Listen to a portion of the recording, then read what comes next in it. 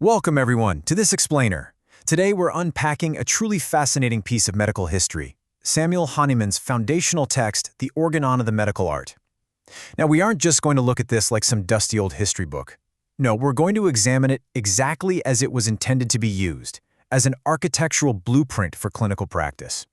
So whether you're a student of history, philosophy, or medicine, understanding the structure of this text reveals exactly how an entire system of thought was built literally from the ground up.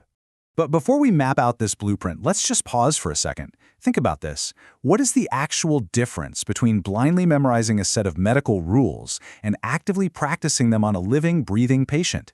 It's kind of like the difference between reciting a recipe and actually cooking a meal, right? This exact tension, that space between abstract theory and hands-on clinical practice, well, that's the driving force behind everything we're about to cover. All right, let's dive into this. Here is the step-by-step journey we're taking today.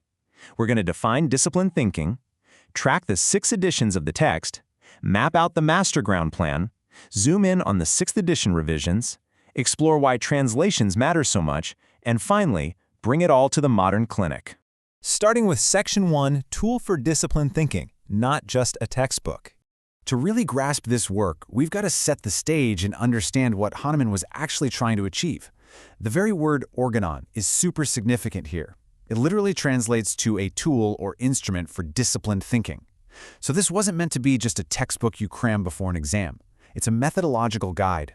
The text is famously written in these short, numbered statements called aphorisms. And these aren't just random thoughts. They're designed as a highly structured argument.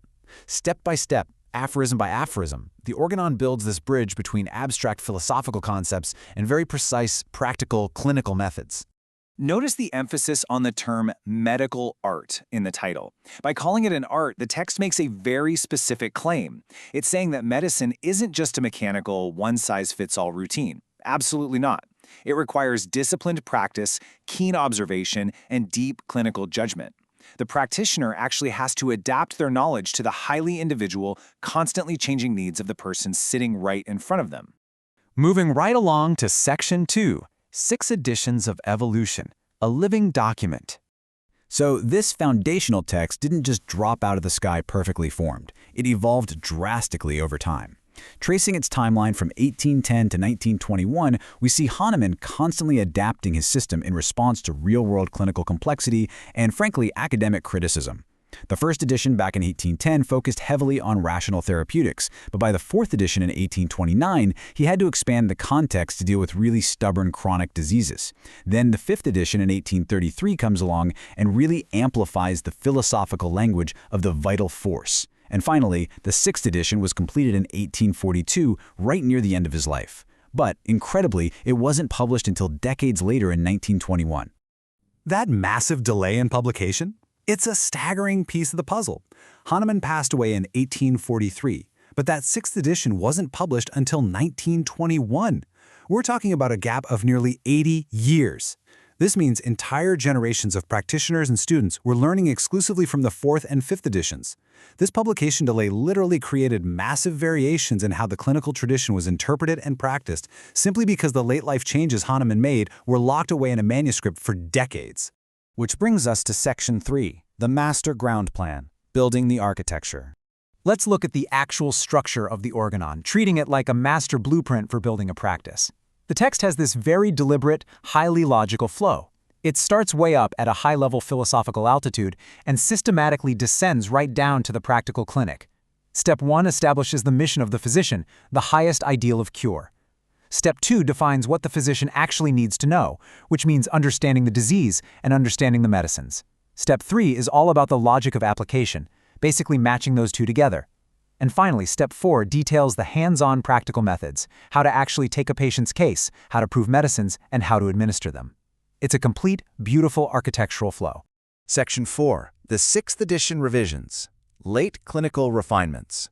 Let's zoom in on that pivotal final edition where Hahnemann drastically altered posology, which is just a fancy word for the strategy and methodology of dosing. This highlights one of the absolute biggest conceptual shifts. In the 6th edition, we see a move in some translations toward the vital principle, rather than just a vital force. This wording demands that disease and the cure for that disease be understood dynamically, not just as some material, mechanical event in the physical body. It's a subtle but totally massive philosophical shift in how a practitioner is supposed to view human health.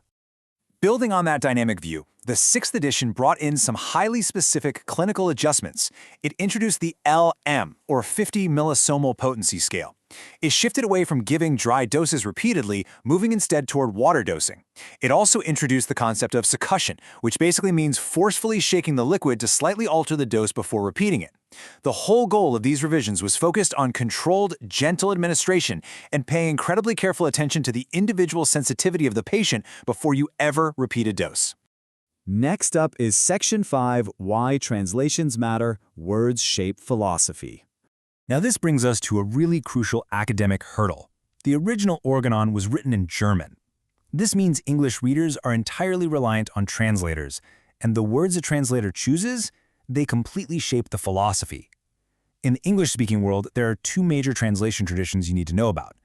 On one side, you have the Dudgeon and Barrique tradition. These are historically massive, widely circulated in colleges, and they are incredibly helpful for maintaining continuity with older literature. On the flip side, you have modern approaches, like the O'Reilly translation. This approach emphasizes modern nuance, super careful academic reading, and provides a ton of orientation and context for the modern reader. For any student, knowing which version you're holding is absolutely vital. The crucial takeaway here is that a single translated word can completely alter your clinical understanding. Take the German word translated as force versus principle. If a student reads force, well, they might imagine a measurable physical energy, kind of like a mechanic looking at a car engine. But if they read principle, it suggests a much more dynamic, life-regulating philosophical concept. This is exactly why academic study of this text requires you to compare translations rather than just blindly memorizing a single sentence in isolation. And finally, Section 6, From Theory to Clinic, Modern Academic Balance. Let's bring it all together. How is this 19th century blueprint actually evaluated in a modern academic context today? Well, a mature study of the Organon requires a neutral academic balance that rests on 4 distinct pillars. First, you have to accurately identify the textual claim, like what does the book actually say? Second, the clinical tradition. How did historical practitioners actually apply those words? Third, scientific evidence. What does contemporary modern research have to say about these practices? And fourth, the regulatory context. What are the current safety standards and laws governing practice today? A good student really has to impartially separate these 4 things, understanding the history without overstating the science and respecting the original text while fully adhering to modern safety. And that leads us to our final, somewhat provocative thought for the day.